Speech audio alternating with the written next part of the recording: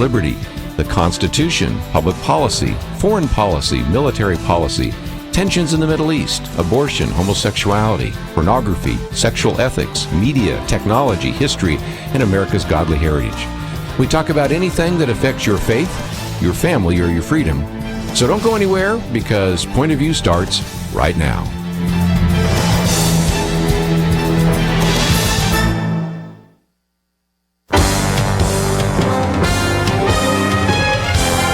Across America, live, this is Point of View.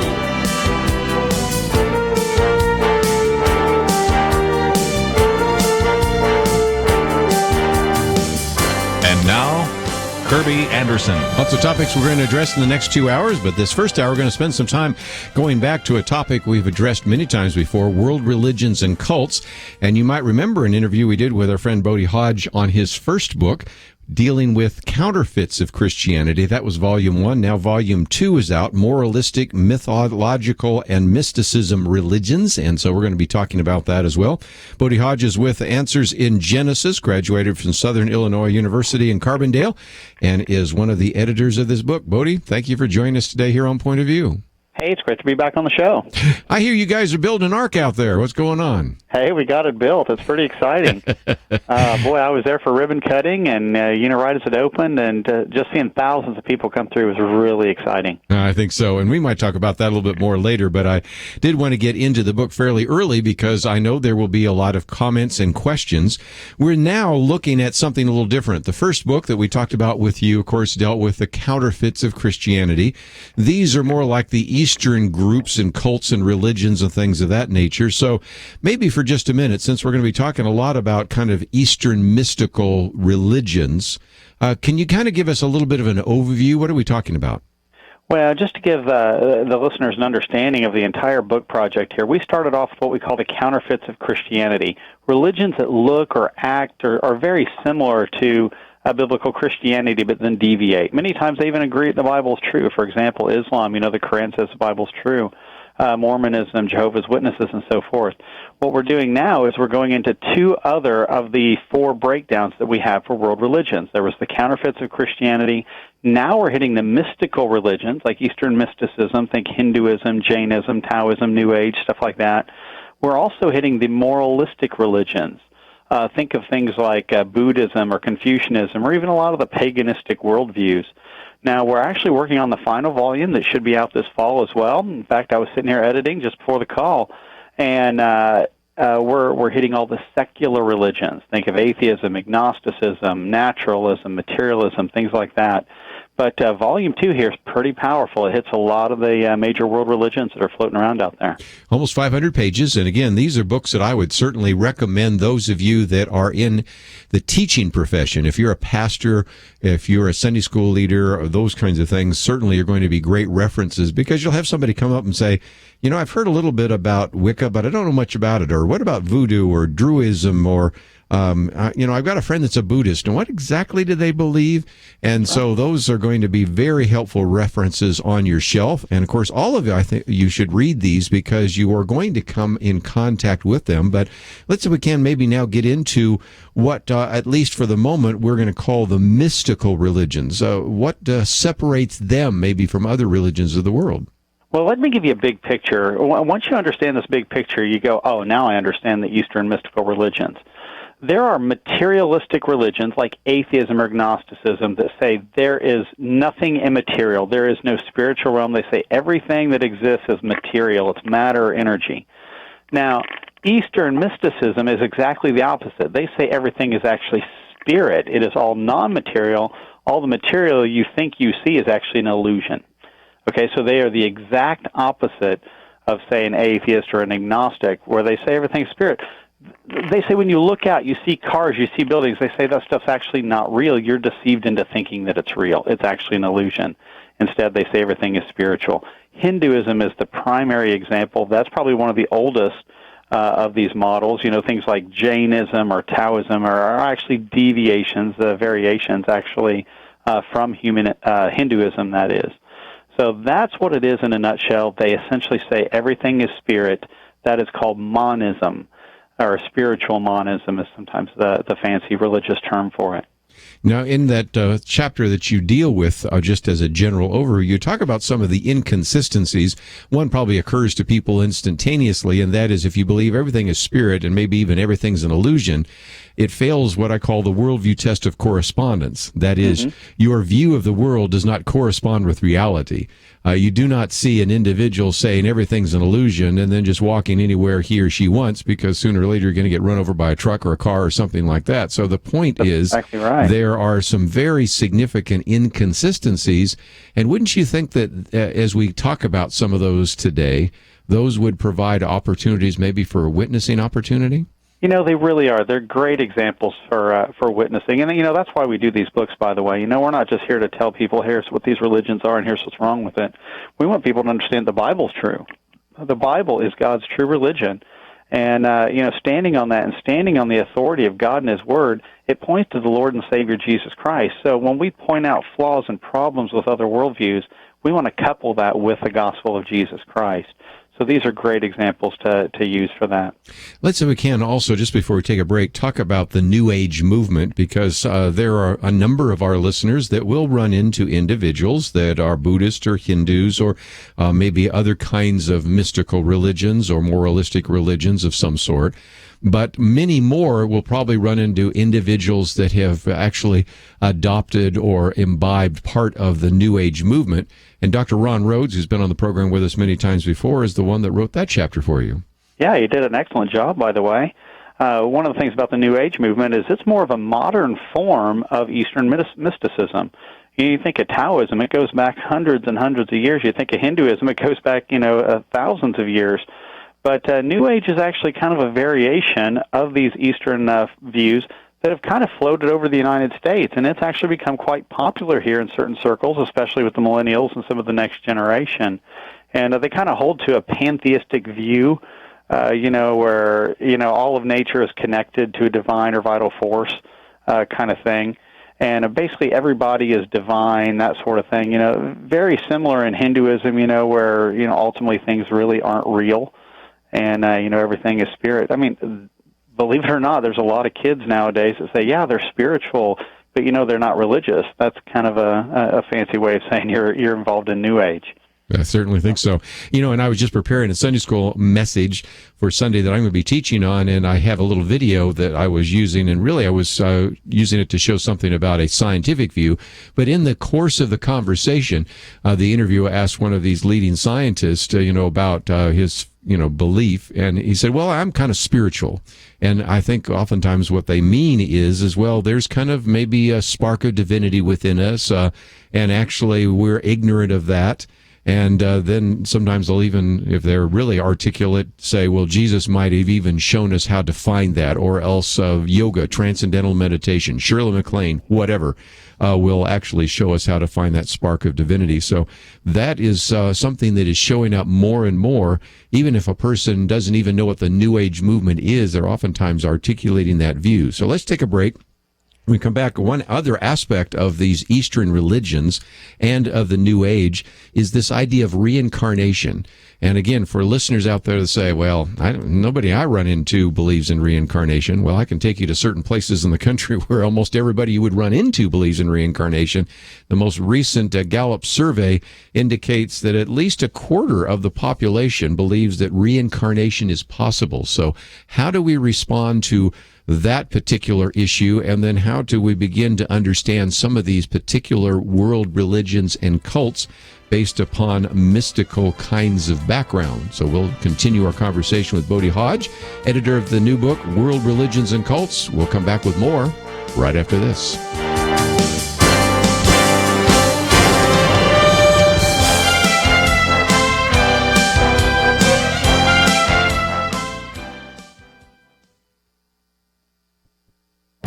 This is Viewpoints with Kerby Anderson. If this is a sign of how religious liberty claims will be treated in the years ahead, those who value religious freedom have cause for great concern. That's the chilling statement from the Supreme Court Justice Samuel Alito in his critical dissent. He is troubled that the Supreme Court decided not to hear an important case involving religious freedom of conscience. The case involved a Christian-owned pharmacy that did not want to dispense abortion-causing drugs such as Plan B. The state of Washington requires that all pharmacies dispense all lawfully prescribed drugs or devices. Instead, the pharmacists refer customers to other local pharmacies that do carry the drug. According to the court documents, there are over 30 pharmacies and drugstores within 5 miles that can do so. That accommodation was not enough for the abortion activists. A federal court in 2012 struck down the Washington law as unconstitutional. The court ruled that the law was designed to force pharmacists and pharmacies to violate their religious faith. Last year, however, the Ninth Circuit Court of Appeals reversed that decision. The judges upheld the law mandating that pharmacists dispense these drugs. The Supreme Court decision not to hear the case allows the Ninth Circuit Court's ruling to stand. Perhaps you can see why Justice Alito issued his dire warning. In his dissent, he explained the dilemma now facing the Christian pharmacist. Violate your sincerely held religious beliefs or get out of the pharmacy business. Of course, this warning applies to more than just pharmacists. Recent laws and court rulings about same-sex weddings, for example, raise questions about whether a dedicated Christian can be a baker, florist, photographer, or county clerk. Each year, the list of vocations Christians might avoid gets longer. That is why we should pay attention to what Justice Alito warned in his dissent. I'm Kerby Anderson, and that's my point of view.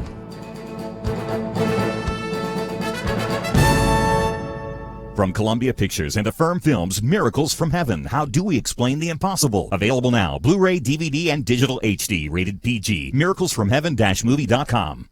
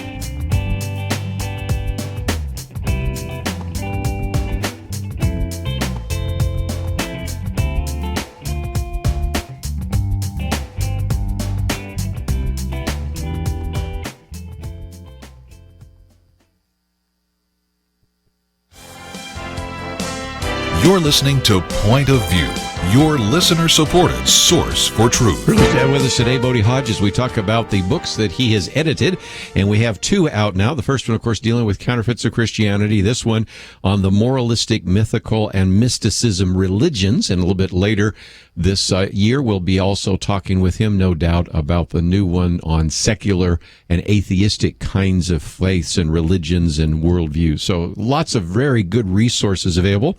Again, Bodie Hodge is with Answers in Genesis. We have information about him, about Answers in Genesis, and about this new book, Volume 2, World Religions and Cults. If you'd like to join our conversation or ask a question, 1-800-351-1212. We'll get to some of those phone calls in just a minute, and all through the program today, we'll give you that opportunity to ask questions about particular religions or various cults and other groups that you might have run into. But let's, before we take a phone call, get back to this issue of reincarnation, because early on in the book, you take that issue on. And as I mentioned, there are a number of individuals, maybe they've had a feeling of deja vu, or maybe they've heard some of the stories of people that seem to know information that they couldn't know from any normal means. And so there are a lot of people in this world, Bodie, that tend to think that maybe reincarnation is possible, but that's not what the Bible teaches. Yeah, the Bible says, you die once, you face judgment, and that's it. And you know what? There's probably going to be a lot of people standing at Judgment Day going, hold on, I thought I was supposed to do some more stuff. But, yeah, that's not the case. And these Eastern mystical religions, they hold to that. That's actually a vital tenet within their worldview. Because everything is spiritual, if you die, you can either move up the ladder or you can move down the ladder, essentially is what they're saying. And if you get up the ladder far enough, then you go, you basically get spliced back into the nothingness of all things. Sometimes they call that the great sea of being, or nirvana, something to that effect. But there's some big problems, particularly with reincarnation. I mean, first off, the Bible refutes it, and I think that's right there a sufficient Sure. means, to destroy that type of a belief. But, a lot of people, that's where their hope is. Their hope is, well, I may have a bad life now. Well, maybe the next one I'll do a little bit better. And that causes social problems. If somebody's out there and they're vagrant on the street and they're about to die, a lot of people who hold to an Eastern mystical religion would just walk right past them like, well, that's what they get from previous lives. Why help them? So that's actually kind of a mentality, and that's helped build these huge caste systems that we've seen in places like India and other areas that have been dominated by Eastern mysticism. Sure. Fatalistic, as you point out, it's unfair, it's ineffective. I mean, there are just a lot of issues, and if people are struggling with or maybe dealing with or witnessing to someone that maybe is believing in reincarnation, that's a very important chapter in the book as well. Let's take some phone calls along the way, because I certainly don't want to take all the phone calls at the end and then we run out of time. So we'll go to California. KYCC. Ray, I think you have a question for Bodie Hodge. Yes, I was wondering if you can give some insight into, I see it in the church a little bit, is temperaments, the 4 temperaments, and its links to astrology and witchcraft. So again, astrology, witchcraft, and of course he was trying it also, there's the idea of temperaments. Bodie, any thoughts? Well, we got a whole chapter in the book on Wicca and witchcraft. It was written by a lady who used to run a Wiccan coven before she got saved. So, we have a lot of that stuff in here. Now, I know when it comes to some of these psychological theories, sanguine and choleric and things like that, people do have different personality types. The fact is, you can gather that from the Bible.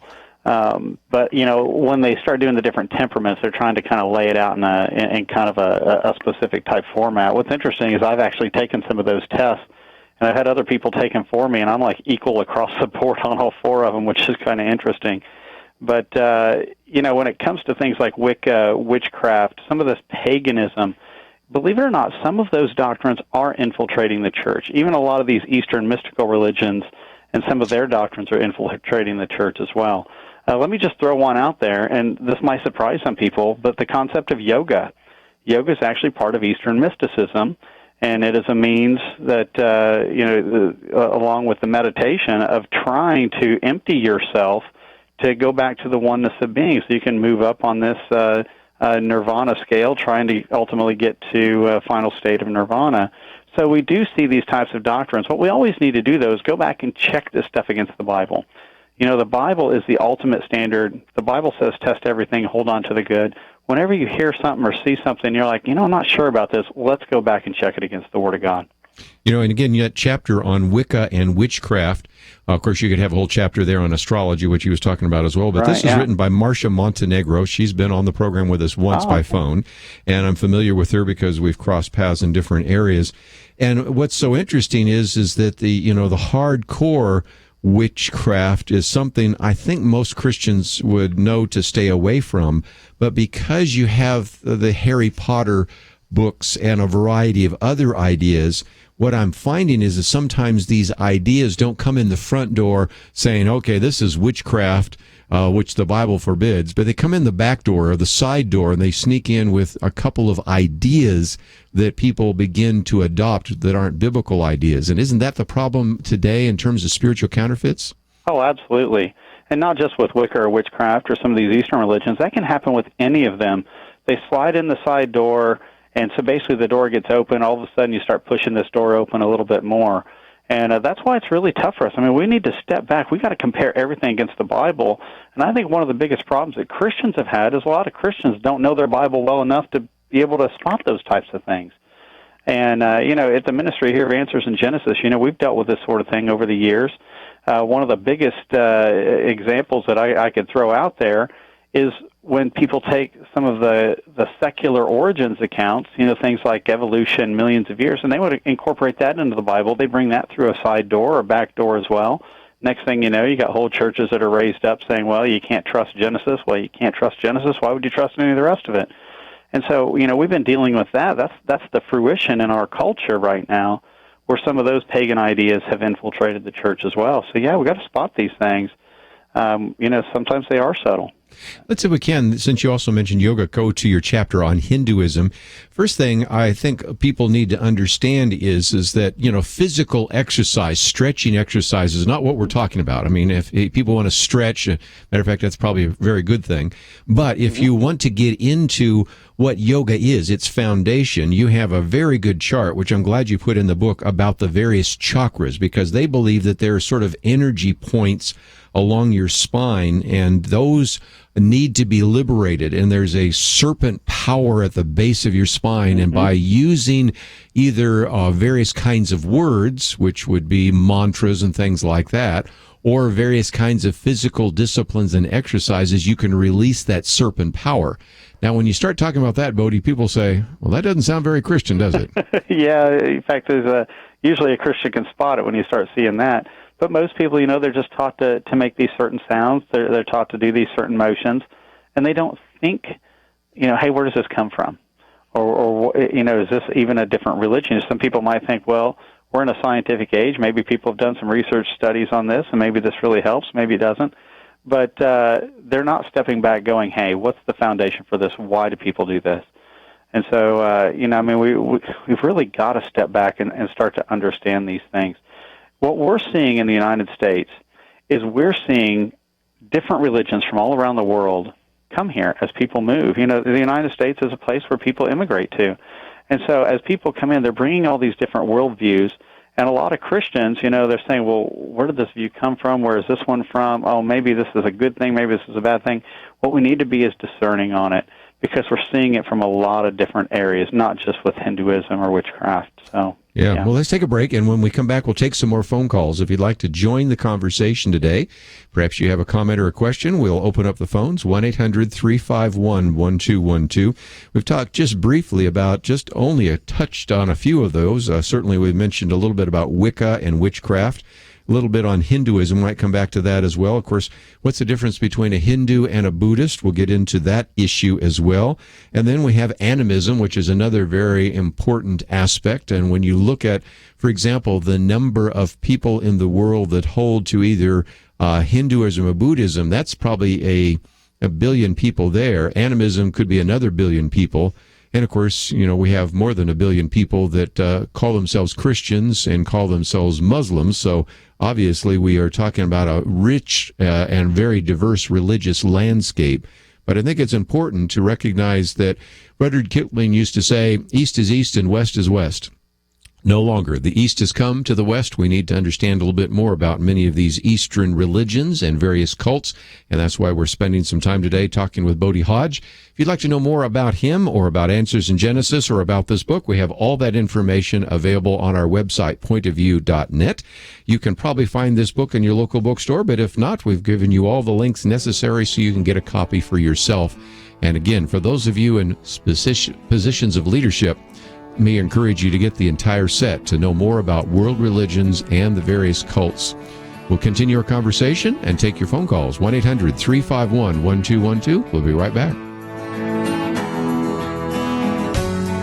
Imagine it's January 2021. The president elected in 2016 has served 4 years. Tell me, what does the Supreme Court look like with maybe 2, 3, even 4 justices named by this next resident of the Oval Office? Is religious freedom still a cornerstone of the Republic, or has it effectively been crushed by the forces of tolerance? Depending on the results in November, 4 years from now will look very different, and together we can influence those outcomes. We need each other. Together we are the Truth Team, and together we can honor Christ as we exercise our stewardship as believers and citizens. One way to make a difference is to visit pointofview.net and support the Truth Team, pointofview.net. Or give when you call 1-800-347-5151. The nation is so divided, we must be united. Pointofview.net and 1-800-347-5151. Point of View will continue after this.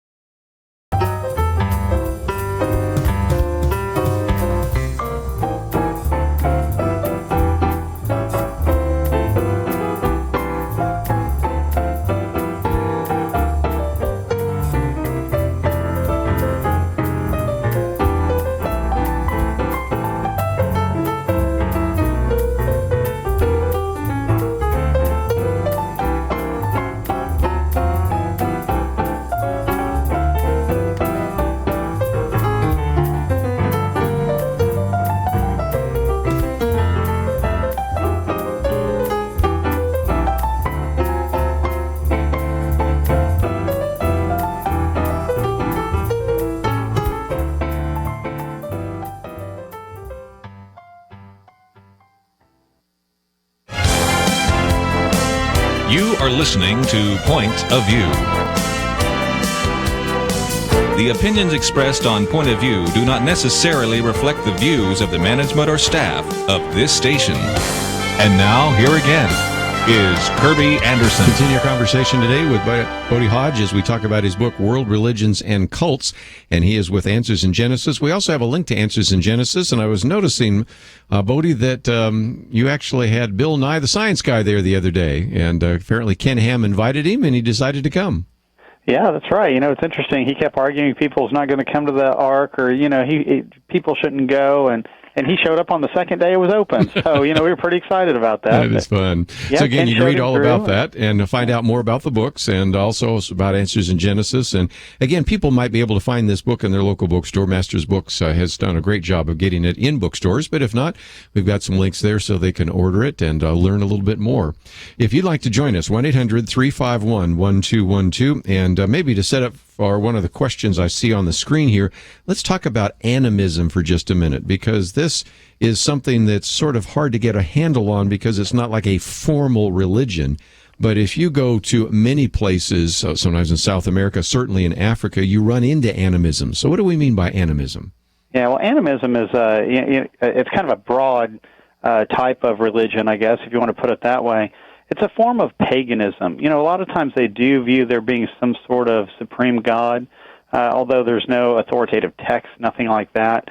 They view man as a spirit, but also part of nature. A lot of times they believe in reincarnation as well. Sometimes you'll come back as a rock or as a plant or things like that. So it's one of those religions that has a lot of spirituality to it and a lot of nature worship involved in it, but it's actually not quite agreed upon depending on who you're chatting with. You can have some animists down in South America, some that were in Australia or Polynesia, and they all hold to slightly different views on a lot of different issues. Well, again, let's take some phone calls along the way. We'll go to Georgia, WLPE. Betty, thank you for calling today. You're on with Bodie Hodge. Oh, well, thank you. I just have I guess this is a far-out question, but should we guard our minds against these adult coloring books that are abstract with some of the mysticism that could possibly be associated with it? You know what? It's interesting that you asked that question. My wife and I were just chatting about some of those. Some of those are actually parts of some of these mystical religions. You might think of Taoism or things like that, where some of those images were specifically designed to help you kind of release your mind to go back and just, kind of free yourself. And that's part of some of the mystical religious belief systems. So it makes me wonder, if somebody's being discerning on it, I don't see any problem with, some of the coloring books. But from another perspective, too, you look at this and you say, hey, this is one of those subtle aspects of another religion. So you definitely have to be discerning on it. Okay, well, thank you very much. And I was just thinking that I've seen some of those images that people can color, and they're the same images in your book. When you have pictures there of animism, Taoism, a few of those, even That's when right. we mentioned Hinduism, those same images are there. Now, again, coloring them doesn't mean that you necessarily bow down and worship them and pick up a mantra and all of a sudden are engaged in all sorts of religious activity. But, it's just something to think about because, again, these ideas have consequences. And that's really kind of the theme that runs through all three of your volumes. We need to pay attention to these ideas and then evaluate those ideas in light of Scripture. Mm-hmm. That's exactly right.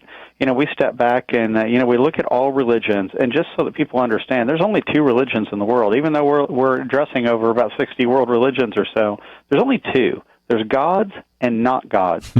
And, when it comes down to it, if it doesn't come from God one way or another, it comes through the mind of man. In its broadest sense, that's the religion of humanism.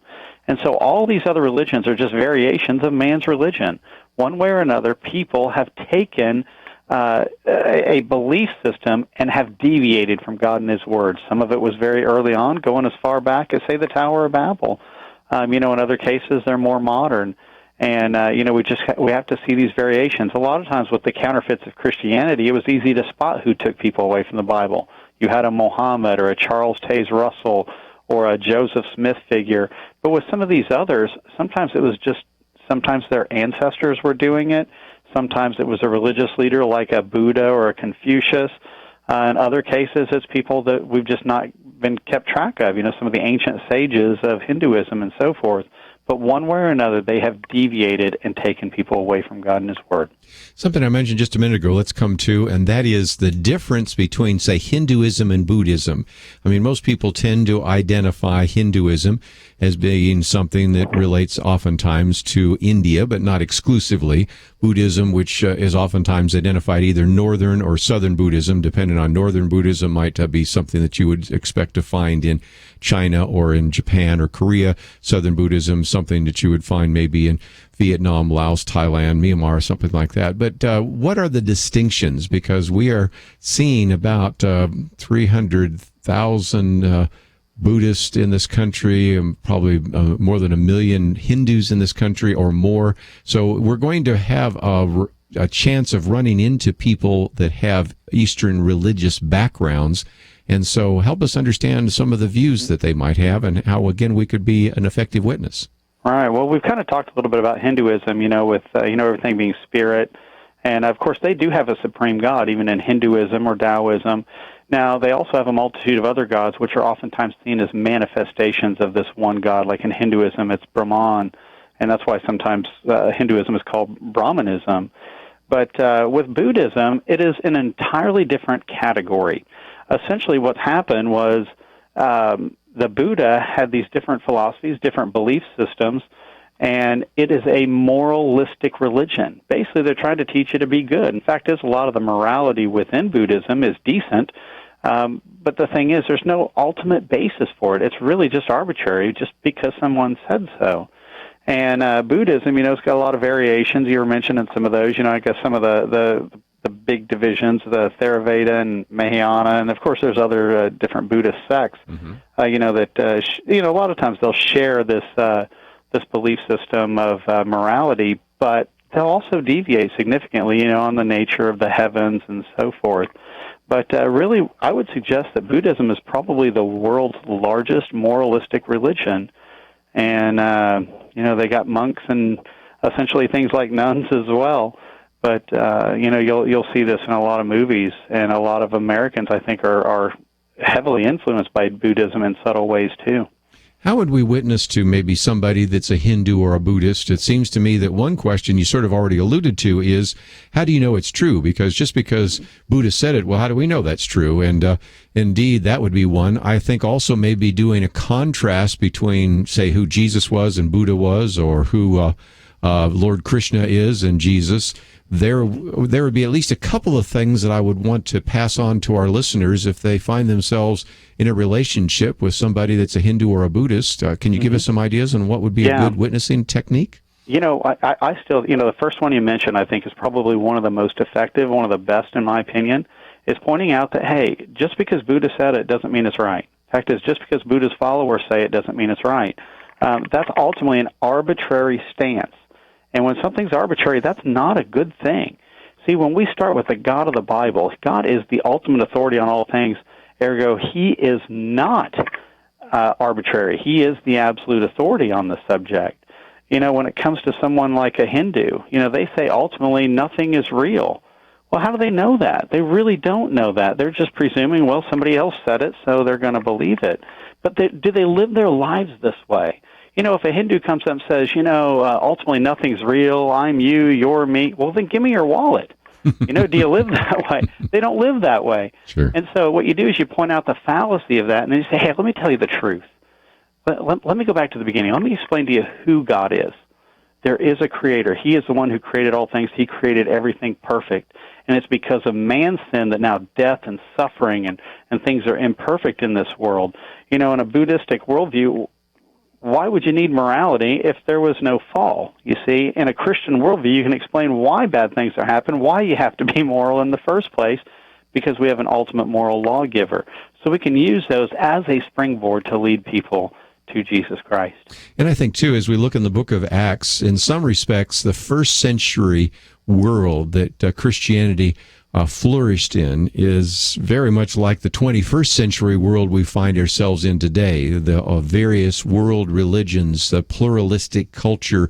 And again, we can perhaps learn a great deal about how the Apostle Paul addressed those who were Stoic and Epicurean philosophers, say at Mars Hill in Acts 17 and others. So I think we have some really good patterns in the Scriptures. But let me take a break. We come back, we'll take some more phone calls, and then I'd love to, for just a minute, have you talk about some of these ancient religions, because that helps us understand even the world in which the gospel took place. And so whether it's Greek mythology or whether it was the ancient religion of Egypt, reading this will help you understand the book of Exodus and Genesis, also help you understand some of the things that were very influential in the book of Acts I mentioned just a minute ago. And so you've got a whole section here on some of these ancient religions, and that is something we'll talk about. But we need to take a break. We'll come back with more with Bodie Hodge right after this.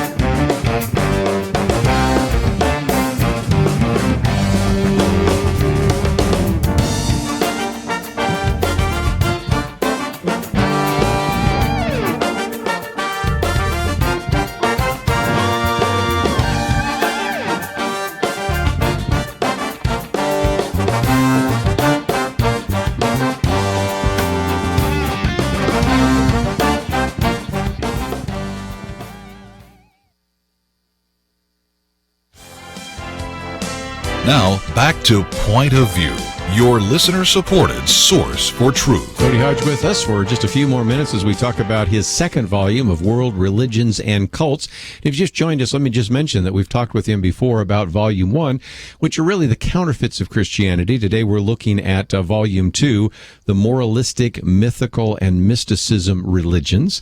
And then Volume 3 will be out a little bit later, and we'll talk about that with him, no doubt, as well. Some of the secular and atheistic faiths and worldviews as well. So a number of things to address, but let's take some phone calls. 1-800-351-1212. Letty in Texas, thank you for calling today. Yes, good afternoon. I'm calling because I have a 35-year-old son who is a believer in Christ, but he's gotten himself over the years involved with other religions in order, so he says, in order to be able to understand where they come from and be able to teach them about the Word of God. But at the same time, he's gotten so involved in that and on the internet with this stuff that my son, for the last 4 years, has totally transformed into another person. He literally believes that he is the Michael the Archangel, is the future king of Israel, will be rebuilding the new temple, and I could go on and on. That he can make the clouds move and not rain, and it just goes on. And I know it has to do with some of the stuff he's been involved in, but I don't know how to just get, I can't. It's overwhelming. Well, it's it is overwhelming. Yeah, Bodie, yeah. I'm sure you probably haven't run into that too many times. Well, no, not very often. But, first off, definitely be praying for him. The Lord can open up the eyes of anyone. And, another thing is you might just get him a copy of these books. Just help him to look at some of these different worldviews from a biblical viewpoint, which is what we're doing in these different volume sets here. Now, one of the things that I'd like to give you as a little piece of advice, too, is it sounds to me like he might have dived a little bit into things like angelology and some of this kind of stuff, kind of almost going on extreme viewpoints over there. If you're not sure exactly what he believes, and this is probably a lesson for anyone, don't be afraid to ask.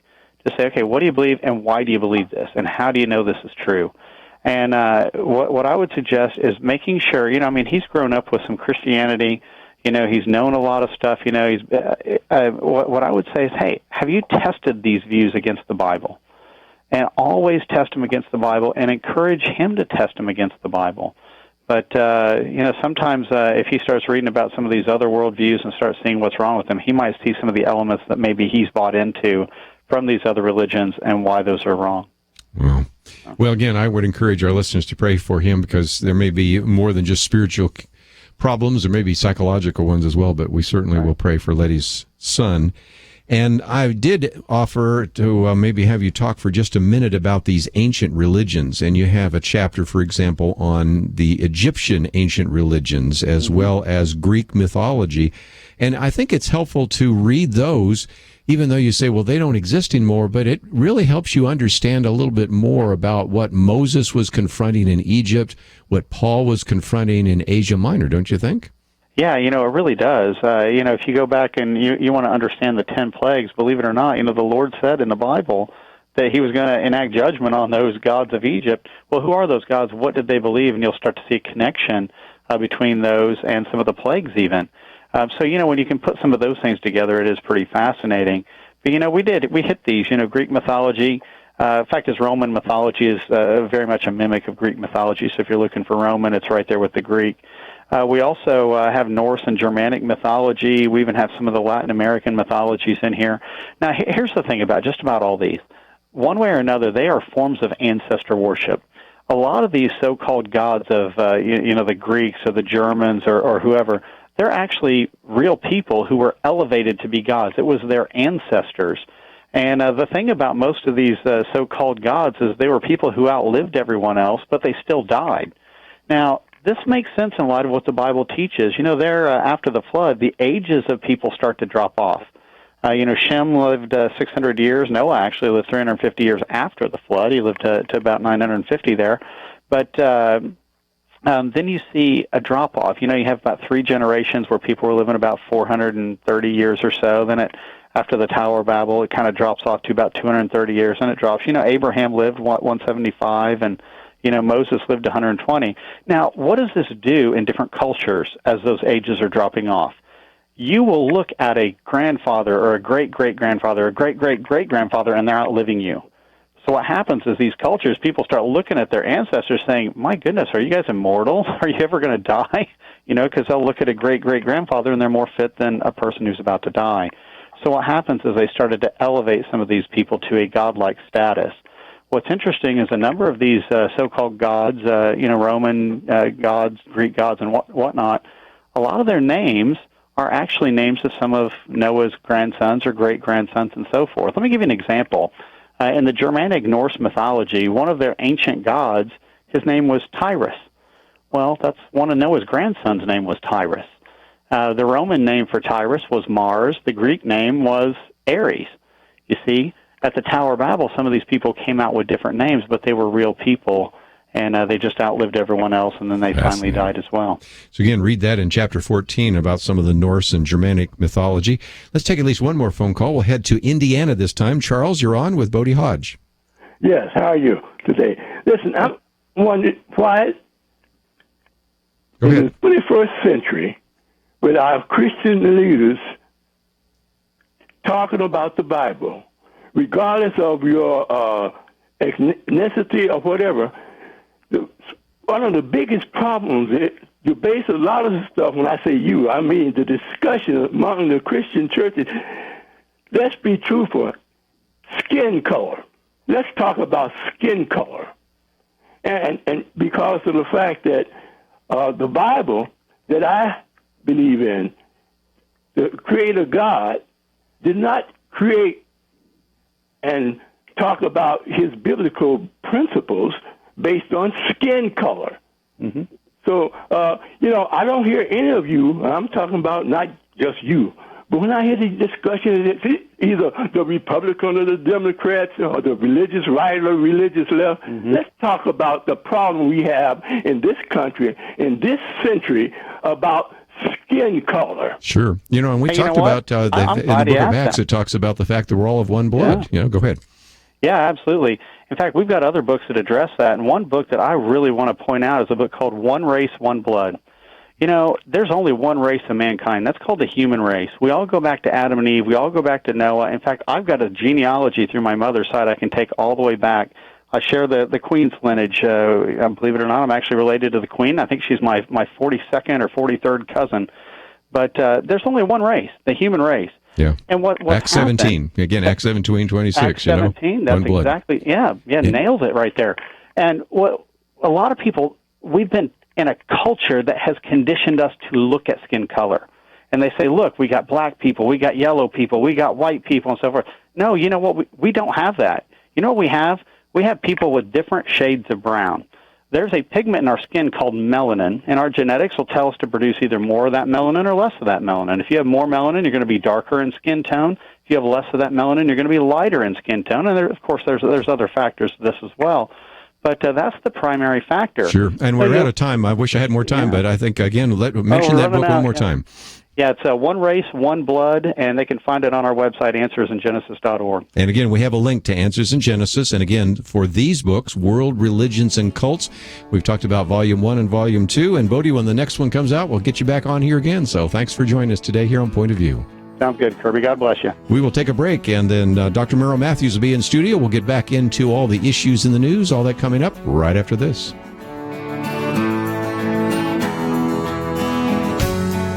The end of the book of Jonah is really strange. God said there were 120,000 people in Nineveh who didn't know their right hand from their left. And yet today in America, many of our major corporations and politicians are fighting a war to permit men to use women's showers and bathrooms. Once you deny God as the measure of all things, you can't even recognize the most basic realities. America is in a battle for its sanity and survival. We need strong voices to tell the truth. We need Point of View. Become a partner in this important mission of speaking truth in love. Please, today is the day. Click the Join the Truth Team button at pointofview.net. Choose your level of giving and be an important part of the team bringing America the truth she so desperately needs. Take that step. Pointofview.net or call 800-347-5151. Pointofview.net and 800-347-5151. Point of View will continue after this.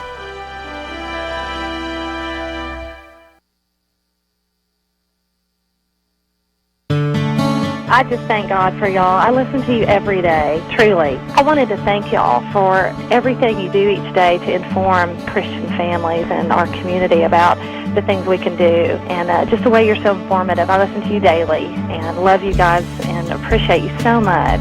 God bless you, Kerby, for keeping this show so on track and for the decades of wonderful help to this nation that Point of View has been. We're all big fans of your work, and we pray that God will just prosper it. As a Christian, over the years that I've followed this program, I am constantly challenged to be on guard and to evaluate what's going on. And if for no other reason, to protect the caliber and the truth of your programming, I need to participate and to back your program financially to ensure that the truth stays out there for people to hear, to view, and to be a part of.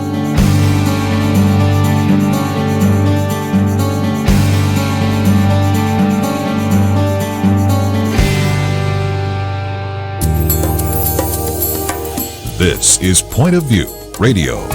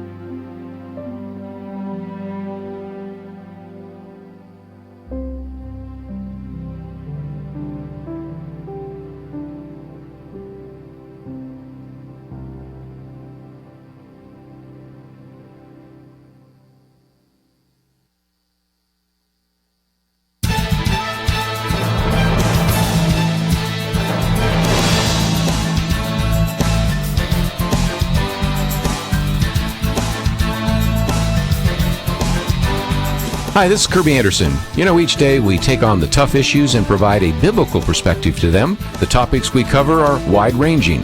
Apologetics, theology, prophecy, creation and evolution, intelligent design, marriage, family, child-rearing, the millennial generation, trends in society, politics, economics, business, religious liberty, the Constitution, public policy, foreign policy, military policy, tensions in the Middle East, abortion, homosexuality, pornography, sexual ethics, media, technology, history, and America's godly heritage. We talk about anything that affects your faith, your family, or your freedom.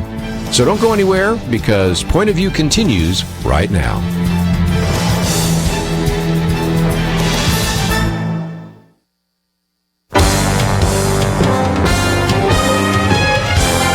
Across America, live. This is Point of View.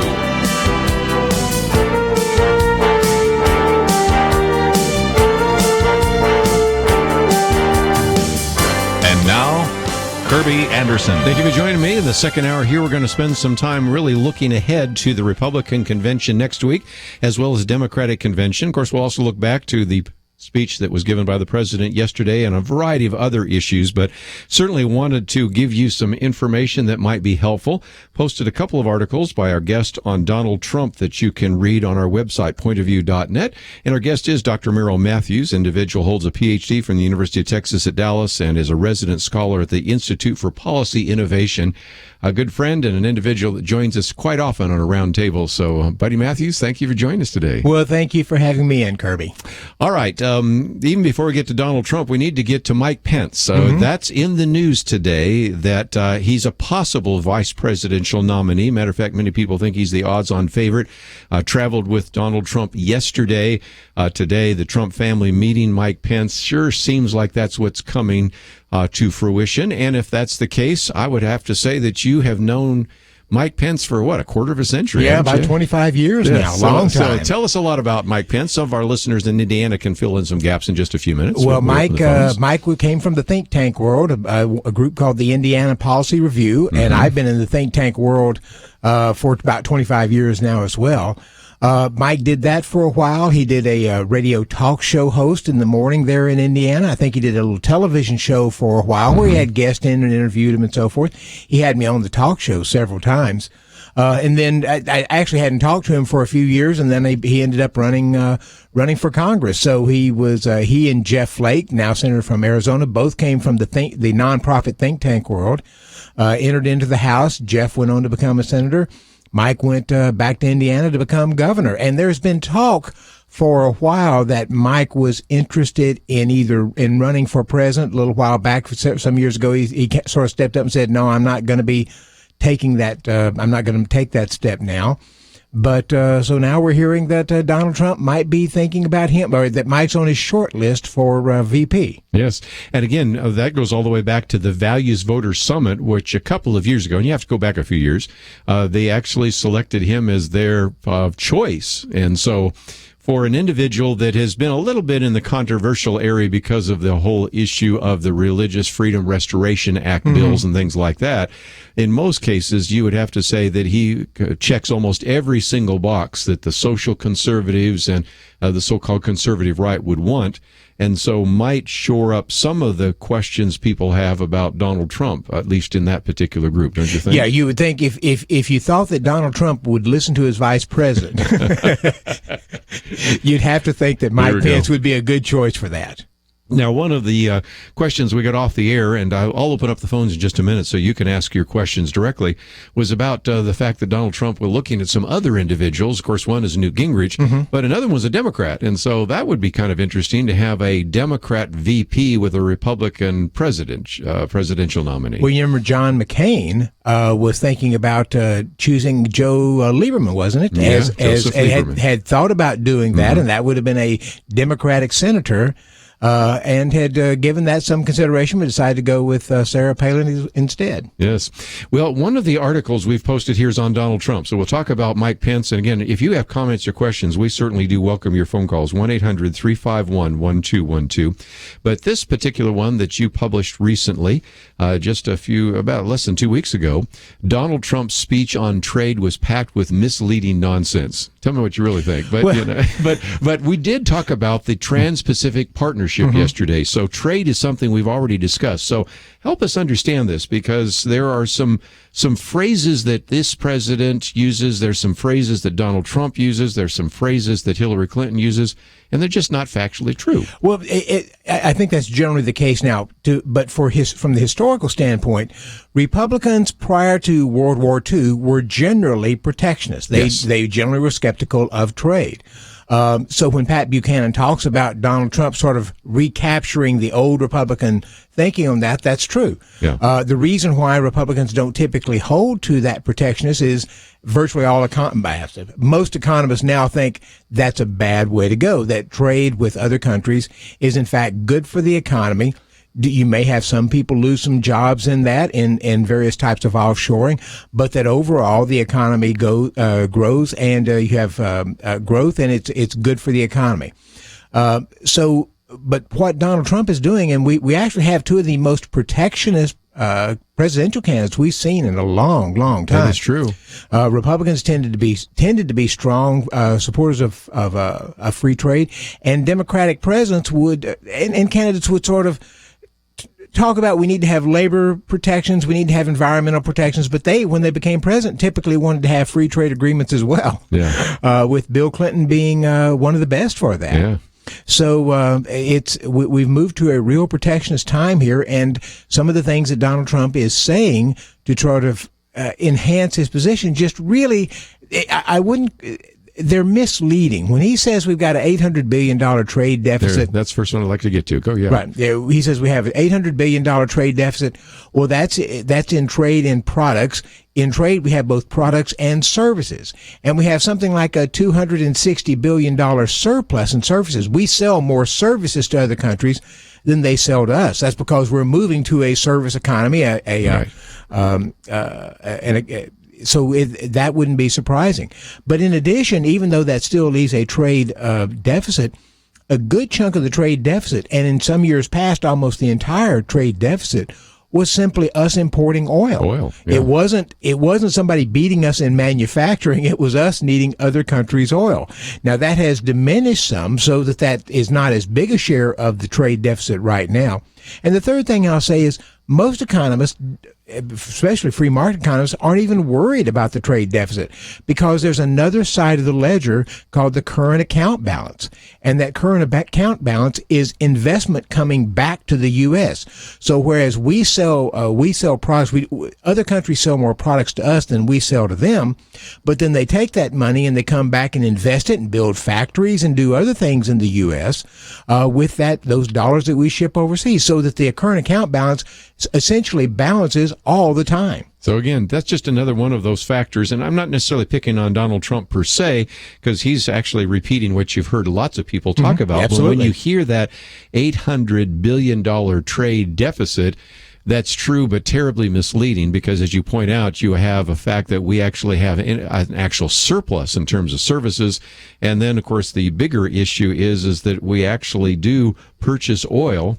Now, it'd be nice if we were produced more internally and domestically, but even so, that's not necessarily taking jobs away when we buy oil from Saudi Arabia, Venezuela, wherever we might buy it, right? Right, simply because we're not producing all that we use right now. We used to import about 40%. I think we're down to about 30% now because of the fracking boom and so forth. So that has declined, and then the price of oil has declined dramatically. Sure but when has. it was $100 a barrel and we were bringing in more, it made up just about all of the trade deficit. So again, this article is one of two that we've posted here, and if some of that comes real fast and furious, because I know sometimes keeping numbers in your head on radio is a little tough, we encourage you to go to the website, pointofview.net. Dr. Merrill Matthews has two articles there, and so one of the concerns about that speech by Donald Trump Trump is that one.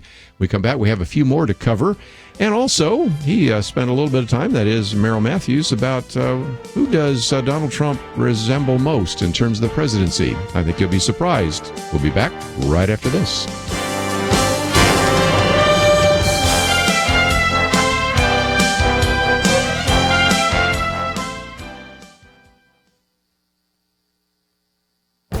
This is Viewpoints with Kerby Anderson. If this is a sign of how religious liberty claims will be treated in the years ahead, those who value religious freedom have cause for great concern. That's the chilling statement from the Supreme Court Justice Samuel Alito in his critical dissent. He is troubled that the Supreme Court decided not to hear an important case involving religious freedom of conscience. The case involved a Christian-owned pharmacy that did not want to dispense abortion-causing drugs such as Plan B. The state of Washington requires that all pharmacies dispense all lawfully prescribed drugs or devices. Instead, the pharmacists refer customers to other local pharmacies that do carry the drug. According to the court documents, there are over 30 pharmacies and drugstores within 5 miles that can do so. That accommodation was not enough for the abortion activists. A federal court in 2012 struck down the Washington law as unconstitutional. The court ruled that the law was designed to force pharmacists and pharmacies to violate their religious faith. Last year, however, the Ninth Circuit Court of Appeals reversed that decision. The judges upheld the law mandating that pharmacists dispense these drugs. The Supreme Court decision not to hear the case allows the Ninth Circuit Court's ruling to stand. Perhaps you can see why Justice Alito issued his dire warning. In his dissent, he explained the dilemma now facing the Christian pharmacist. Violate your sincerely held religious beliefs or get out of the pharmacy business.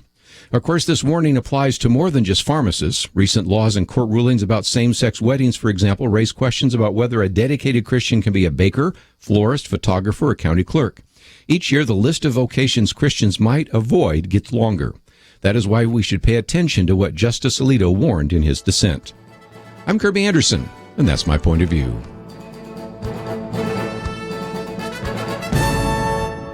From Columbia Pictures and Affirm Films, Miracles from Heaven. How do we explain the impossible? Available now. Blu-ray, DVD, and digital HD. Rated PG. Miraclesfromheaven-movie.com.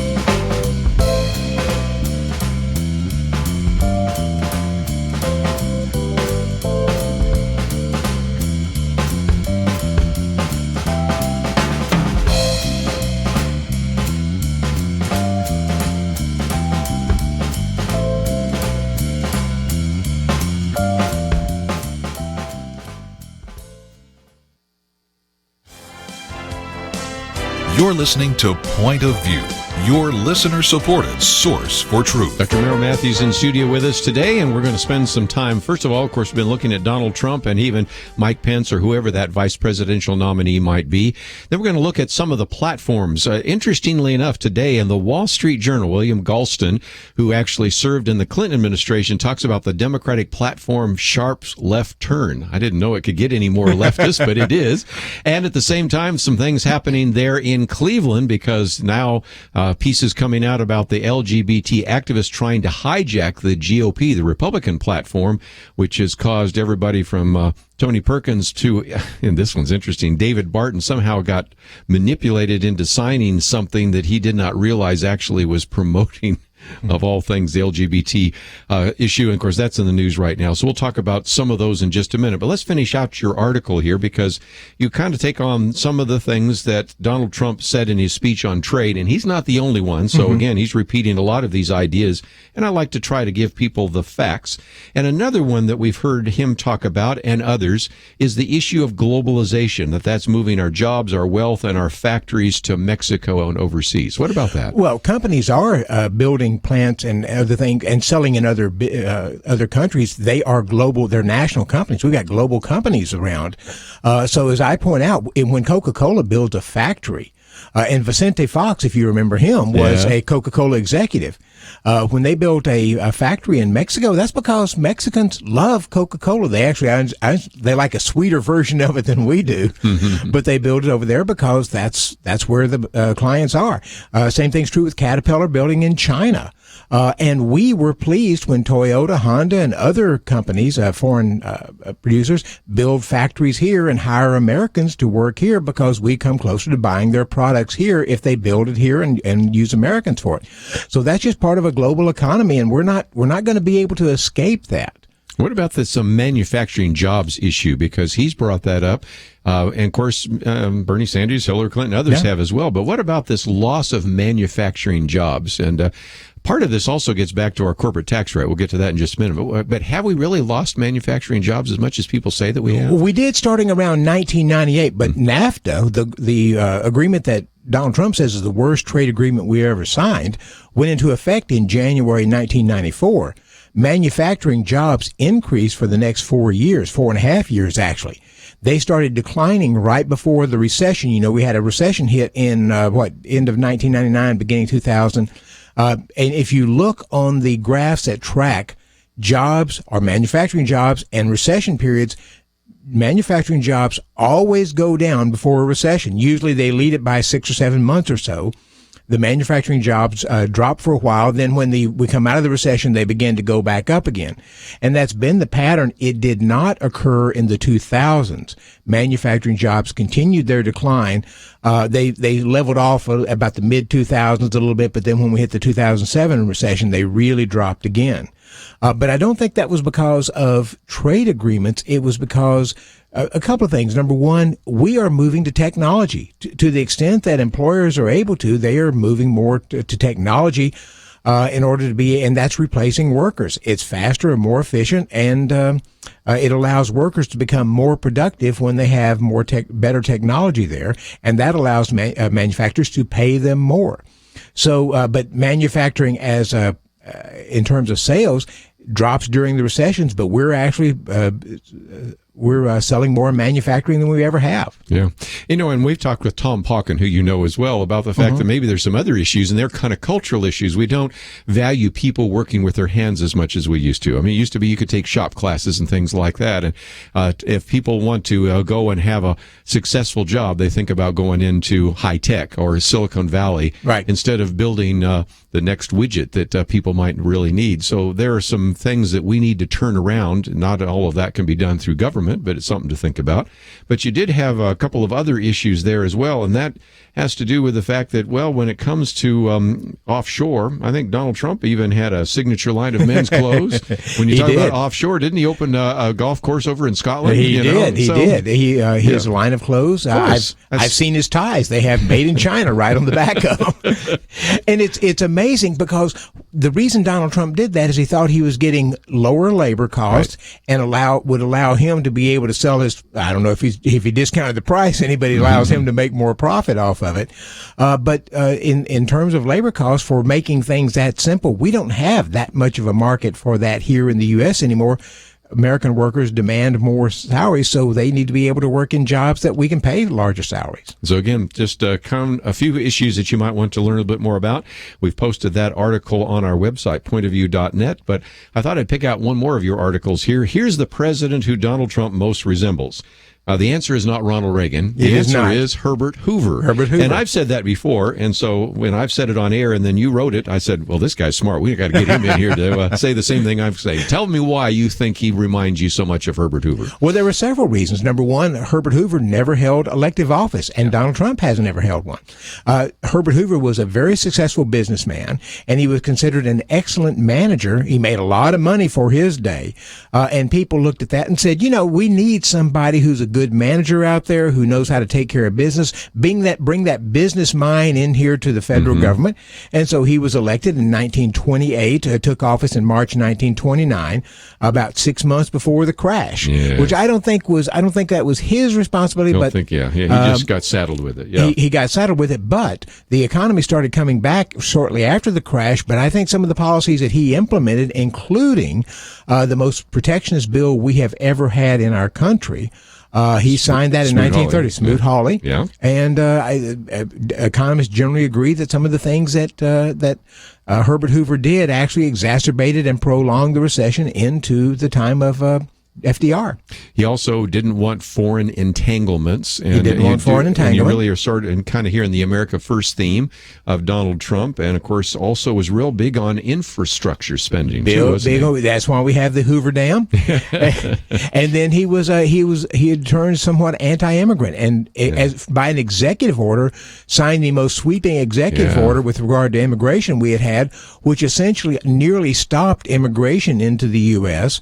To the point that there were more people actually leaving the U.S. than were coming into the U.S., which is one of the few times that in history that's happened. So again, just a couple of things that might be of interest to you in terms of Donald Trump, and we've posted those articles for you to read. But let's first of all get to the Republican platform. Next week, of course, is the Republican convention. In most cases, it looks like it's going to be quite conservative. Tony Perkins said it may be one of the most conservative GOP platforms in modern times. Pro-military, pro-life, pro-natural marriage, pro-religious liberty, those kinds of things. But there looks like there's going to be a little bit of a battle here over LGBT. You know, we haven't been talking too much, Dr. Matthews, about transgender bathrooms. I got a feeling it might surface next week, either in the platform fight or the way the mainstream media covers the Republican convention in Cleveland. And if it doesn't emerge next week, it certainly will the following week when the Democrats are going to be meeting in convention. That's right. The Republicans are struggling with this, especially from the more libertarian-leaning side, which wants to embrace that more. But I think my sense is that because Donald Trump is a little shakier on a lot of issues, that there was a push to try to make a stronger statement in the platform on a whole range of issues to try to say this is where Republicans stand. Let's hope Donald Trump goes along with us. So again, if you are paying attention, and we'll certainly be talking about this next week, but I wanted to give you a little bit of a preview today since we're blessed to have Dr. Merrill Matthews in studio. There looks like there may be a minority report that would come out, and this would actually try to promote some of the LGBT kind of agenda. So we're going to be watching what that means. And of course, Friday, we're going to have our weekend edition. Debbie Georgiadis will be with us and some others. We'll give you an update on some of the religious liberty issues, but did want you to be aware of some of those topics. And then the other one that I thought was interesting is the Democratic platform. Now, I've always felt that there is a striking difference between the Republican platform and Democratic platform. And some of us are a little older can remember a time that if you looked at platforms for the Republican Party and the Democratic Party, say in 1960, you'd have trouble telling which one was which. Yes. But after about 1972, it began real obvious that the Republicans and Democrats were deviating a little bit. By 1980, they were really deviating. So when William Galston today in the Wall Street Journal says the Democratic platform sharp left turn, it must really be something that we've never seen before in terms of that. Is that Bernie Sanders? That's Bernie Sanders, and I was actually tracking that a little bit over the last few weeks and have a piece off at an op-ed page about some of those things, especially on the energy issue and the health care, where Bernie's people were pulling the Clinton people to the left. Wow. Both on their anti-energy position and in their pro-single-payer position.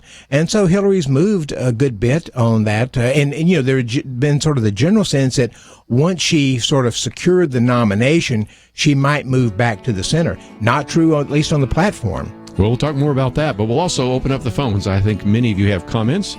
What about Donald Trump? What about a possible vice presidential nominee like Mike Pence? And what about these platforms? All of it's on the table. 1-800-351-1212. Please join us. We'll be back right after this. From Sony Pictures Home Entertainment comes Miracles from Heaven, based on the true story about hope, family, and the power of faith. When 10-year-old Anna Beam develops a rare incurable disease, her mother devotes herself to finding a solution. Miracles are God's way of letting us know He's here. And then a miracle unfolds. How do we explain the impossible? Miracles from Heaven, starring Jennifer Garner. Available now on Blu-ray, DVD, and digital HD. Rated PG. The threats to our children and grandchildren today come from many places. Some originate in Washington, D.C. and impact your local schools. Others are hatched overseas. Even major corporations are embracing policies that threaten your family. We can't afford to do nothing. Join the team, Truth Team 360. Enable Point of View to examine what's happening and develop good and wise responses. Together, we can make a difference. Visit pointofview.net. Look at the top right corner. Become a monthly partner. Pointofview.net.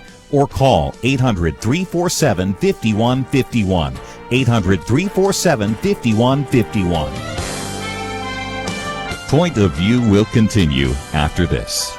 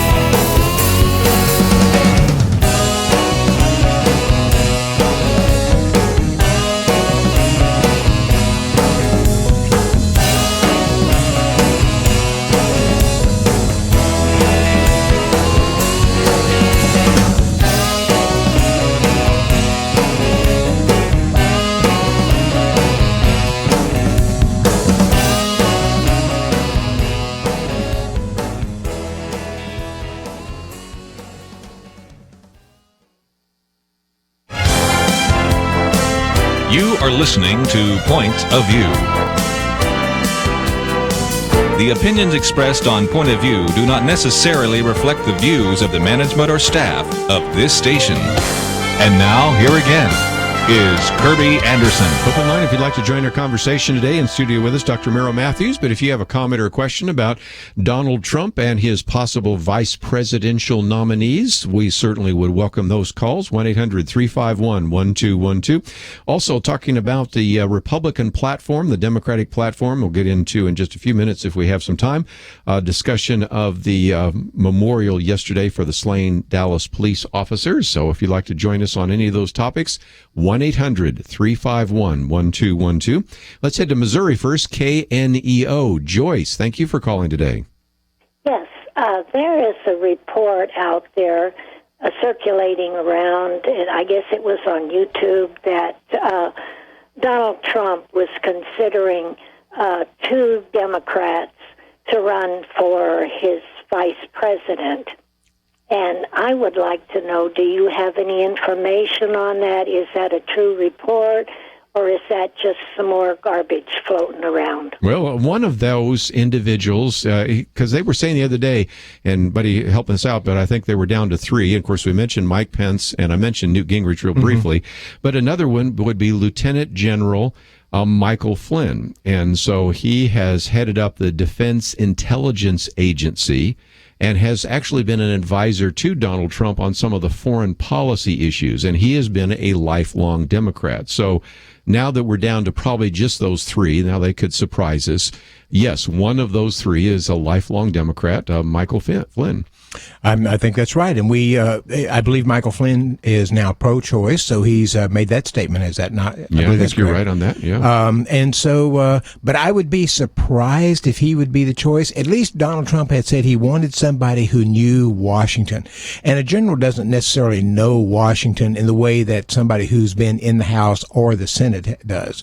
So, given what Donald Trump had said in the past, I'd be surprised if it's him. Yeah, I would be surprised as well. So if you'd like to join us, 1-800-351-1212. We'll take another call on the vice presidential issue in just a minute. But I thought I would mention it because I kind of went through this quickly. The Democratic platform here, according to William Galston, has taken a sharp left turn, and he makes the case that really by now you sort of know what the platform is. And I think it makes the case that indeed Bernie Sanders, because he has so many delegates, is really pulling the platform even further to the left. For example, most notably, demand for a $15 per hour minimum wage. That hasn't worked out too well in Seattle, has it? Then the whole issue of the Trans-Pacific Partnership, which is a topic we addressed yesterday, which I think we're going to hear a lot more about. And then tax on financial transactions. Then before, it used to have at least some kind of comment about the Second Amendment. Didn't go overboard, but it's completely gone. And of course, you remember a number of years ago where there was a boo when they wanted to put God back in the platform. I remember and that. Israel back in the platform. That drew boos from the delegates, didn't it? Yes, it did. I was at the convention. Yeah. Okay. Well, then tell us about that. Well, it did, and it was. But what's happened here is that the Democrats have moved. Bernie Sanders is really where the energy of the Democratic Party is these days. Whereas Donald Trump to some extent, and I think Ted Cruz and maybe Marco Rubio are where the real energy. So the parties are moving further and further apart, and the Democratic platform is simply reflecting that. So it's interesting that I think the Democrats are just really moving towards the left these days, and I don't think that's where the country is. No, I don't think so either. And let me come back and let's give a little history lesson, because you're a student of history as well. There was a time when you had a tremendous amount of overlap. You know, remember when you were in grade school, you had the Venn diagrams, and that is, it was be possible back in the 1960s, early 1970s, to have a very conservative Democrat. You can think of Scoop Jackson, and you can think of all sorts of people, even certainly Phil Graham fits in that category, going on and on and on. So you had very conservative Democrats, and you also sometimes had some very liberal Republicans, Nelson Rockefeller and others like that. Even Sam Nunn, not that long ago, There's Sam Nunn from Georgia was considered a fairly conservative Democrat. And what has happened is it's divided dramatically. And I mentioned 1972. Why that? Well, that's George McGovern. And I feel like in 1972, you can agree or disagree, but I think that's when, for the first time, the Democratic Party kind of locked in and said, no, only liberals, only liberal ideas. And so it became less and less likely as you went through the 1970s and 80s to ever even have the possibility of having a pro-life Democrat. Governor Casey might have been the last of the breed, and they didn't even let him speak at the Democratic Convention. And so the pro-choice, pro-homosexual, all sorts of other issues got locked in to the Democratic Party. Well, then likewise, I think with the election of Ronald Reagan in 1980, a lot of those pro-life ideas and pro-family ideas and strong military ideas got locked into the Republican Party. So today, you can look at the Democratic platform and the Republican platform and hardly see any overlap on almost any issue. Fair? Yeah, I think that's right. And I'll go further back. During the 1860s and 70s, it was the Republicans who were called the radical Republicans because they were considered in some ways progressive, whereas Democrats were considered very, very conservative at the time. Woodrow Wilson, in the early 1900s, sort of pulled the Democratic Party to the left. Yes. He was considered a progressive. And then FDR really dramatically changed it. So even though FDR had both had control of both the Senate and the House, he oftentimes couldn't get his agenda on some issues through because a lot of conservative Democrats, especially from the South, would not go along with him on some of the movements that he wanted to take. So, but it's been in that time period, Republicans since the Second World War have become much more the conservative party, Democrats increasingly the party of the left, even to the fact that Rick Perry was a Democrat up until, when did he change? Like 88 or 90, something like that. I mean, he was a Democrat for many. In fact, he was head of Al Gore's campaign in something like, was it 88 when he was initially as a Democrat? He was supportive of Al Gore, but then eventually in the 90s began to change, became a very, very conservative Republican. But he would argue the party left him. Yeah, well, certainly. But in the Democratic Party, you have something that's really unusual, and I thought it was interesting. Again, William Galston saying this is not the party of Bill Clinton. What Bill Clinton did in the 1990s is not a precursor to what Hillary Clinton wants to do in the next 4 or 8 years, because as it points out, there are a lot of people right now in the Democratic Party that are very frustrated that Barack Obama didn't go far enough. And those are not just Bernie Sanders supporters, they're also Hillary Clinton supporters. And a lot of times they're Hillary Clinton donors that are going to force her. First of all, it's not going to take much to force her because in some respects, isn't it fair to say that Hillary Clinton is much more liberal than Bill Clinton, and her policies are going to be much more liberal? It certainly seems that way right now based upon her positions. Yeah, so again, those are some issues to pay attention to when we look at these conventions. And so again, if you'd like to join us, we'll take some phone calls in just a minute, but we've been talking about Donald Trump, his possible VP nominee, and some of the platforms. But I'd love to get your thoughts as well, since again, we are well aware of the fact that there was a memorial here yesterday, and you had, of course, President George W. Bush speaking. You also had Barack Obama. And a lot of people said that Barack Obama's speech started out okay. Yes. And then it deviated dramatically. And here, again, some of the comments that came, for example, from Ben Shapiro, equating the murders of the Dallas police officers with the killings of Alton Sterling and Philando Castile, suggesting that today's police departments are still rife with the legacies of slavery and Jim Crow, reeling off meaningless statistics to indict the police, defending the Black Lives Matter agenda, pushing government spending, pushing gun control. Those are some issues that caused a number of people to say, we'd hoped for a lot better from our president. Well, and Brett Hume came out and basically described Barack Obama as an aggrieved black activist who just can't get past his old community organizing positions, and he can't help himself. People are saying, when he gets on a platform like this, he has to revert back to some of those positions and just not be the president of the United States. He's got to be the community organizer. Well, again, this has been, I think, a great opportunity for the country to see David Brown, who is the Dallas police chief. And I think this, the other day we said it was the worst day, but it was also his finest hour. And watching some of these press conferences, I think a lot of people have come to realize that we're really blessed in the Dallas area to have somebody of this stature. Attends Tony Evans Church, Oak Cliff Bible Fellowship, and brings not only his Christian convictions, but also a real sense of common sense to the whole police department. And I would juxtapose David Brown against Al Sharpton and the kind of different responses that they create. And one is a healing, other is a dividing and antagonizing. Yeah.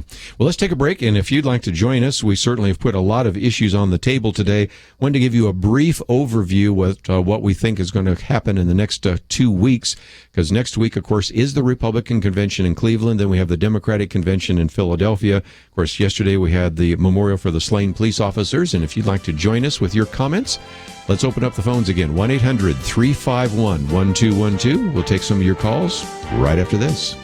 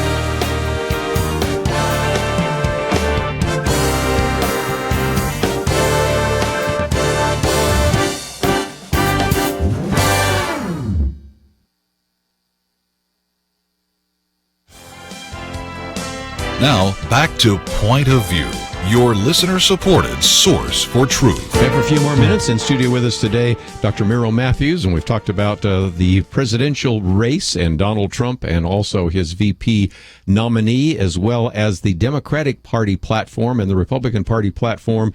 Made a few comments. This comes from a piece by Ben Shapiro, but again, I'm sure you have some comments about it, so I'd love to get your thoughts about the memorial service yesterday in Dallas. But let's first of all focus on the issue of the Republican and the Democratic presidential race. So we'll go to South Carolina and talk to Alton. Thank you for calling today. Yes, this is Alton. I got a concern that I've not heard anybody address, really. We got this, okay, if Trump wins the election, I believe it's going to be so bad that maybe Obama will declare martial law and try to stay in. I've never heard nobody address that, but I've heard a lot of people think that's going to happen. I've heard a lot of people talk about martial law. I don't think it's going to happen, and I don't think that there would be a lot of people in the military or in Congress or even in the Supreme Court that would allow it to happen. So it's a difficult one, but I have heard it mentioned many times. What about that? And I would be very surprised. In fact, I suspect that Barack Obama is probably ready to step out. Yeah. And like George Washington, ready to return to private life after all the beating up he's had, much of it deserved over the years. Yeah, so again, I don't think that's happened, but I have heard people say that. I just don't think that it's a likely scenario. Let's go to Texas. Ivan, what would you like to add to the conversation today? I am a conservative Republican, and I'm also African American.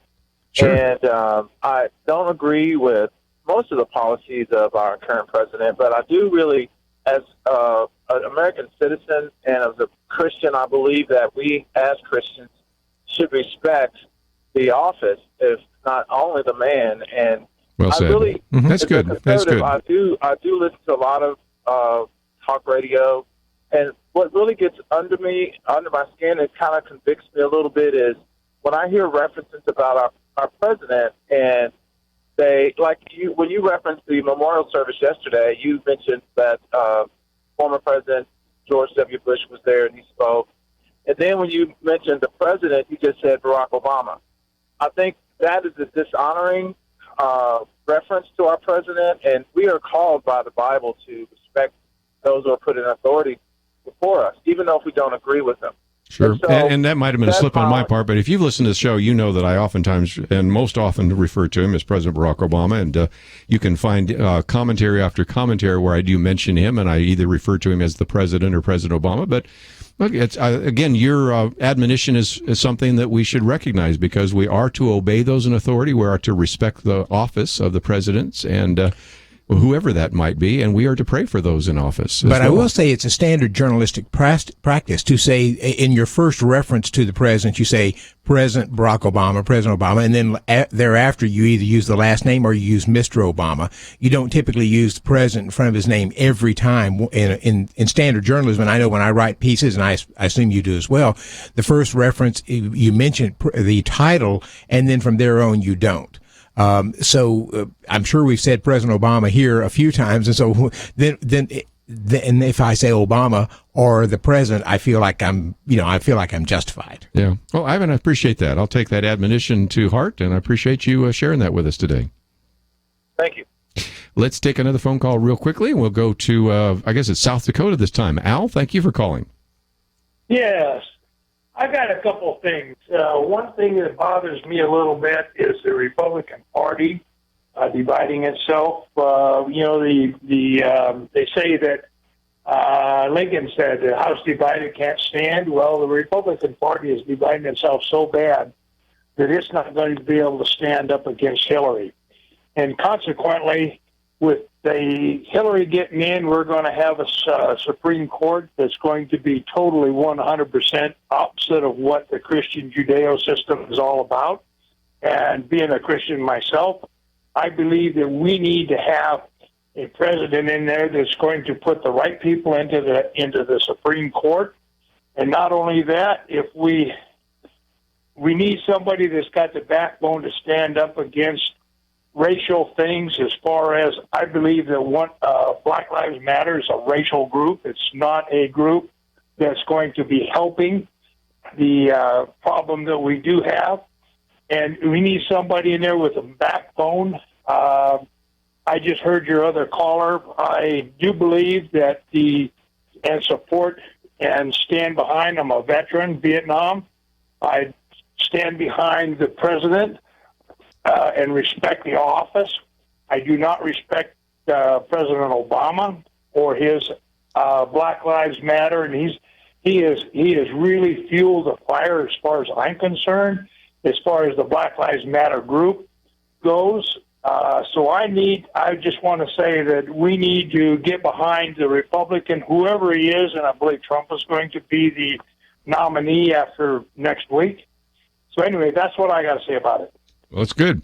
And there's been some movement afoot about trying to allow some of the delegates to disconnect. Mm-hmm. And if that's the case, it's going to be worth watching next week. It could be interesting. We thought it was going to be a little boring, but it may not be now. We always thought for a while it might be really kind of interesting. But again, this ruling that came from Virginia suggests that some of these delegates will no longer be pledged to an individual. And that means that if you need 1237, and the last count I heard was Donald Trump has like 888, well, what does that mean? It may not mean anything, but this battle over the party platform may be pale in comparison to the battle on the floor with the Rules Committee and some things like that. So, could be interesting television. So buy your popcorn and watch the show, because it may be very interesting in the next couple of weeks.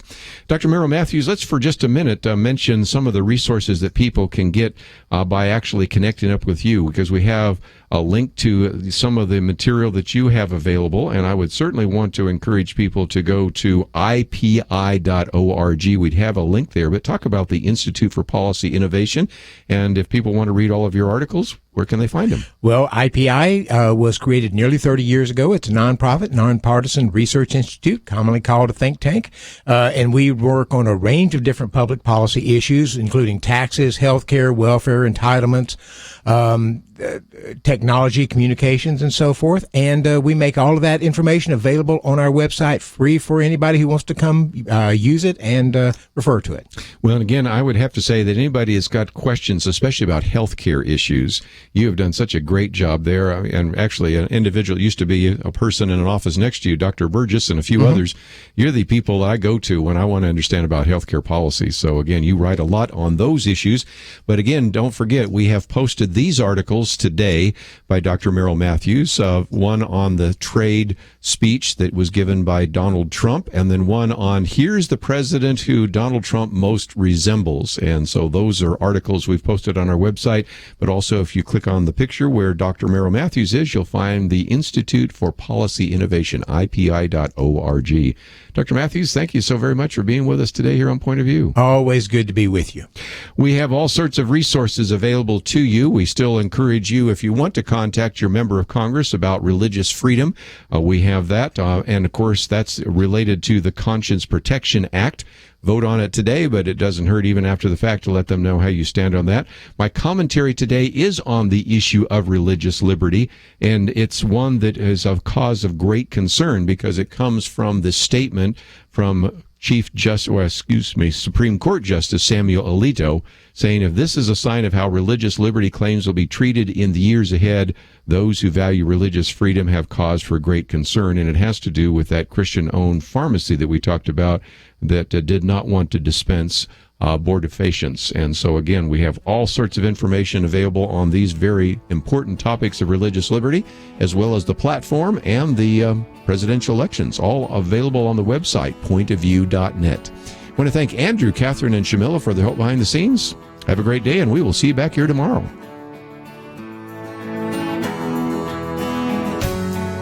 The end of the book of Jonah is really strange. God said there were 120,000 people in Nineveh who didn't know their right hand from their left.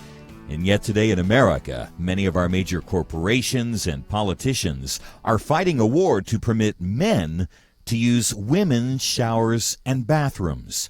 Once you deny God as the measure of all things, you can't even recognize the most basic realities. America is in a battle for its sanity and survival. We need strong voices to tell the truth. We need Point of View.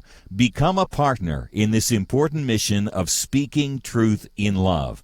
Please, today is the day. Click the Join the Truth Team button at pointofview.net. Choose your level of giving and be an important part of the team bringing America the truth she so desperately needs. Take that step. Pointofview.net or call 800-347-5151. Pointofview.net. and 800-347-5151. Point of View is produced by Point of View Ministries.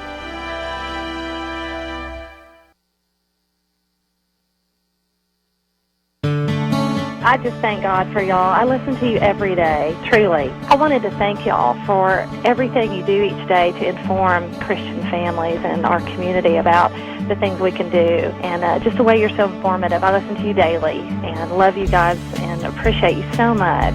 God bless you, Kerby, for keeping this show so on track and for the decades of wonderful help to this nation that Point of View has been. We're all big fans of your work, and we pray that God will just prosper it. As a Christian, over the years that I've followed this program, I am constantly challenged to be on guard and to evaluate what's going on. And if for no other reason, to protect the caliber and the truth of your programming, I need to participate and to back your program financially to ensure that the truth stays out there for people to hear, to view, and to be a part of.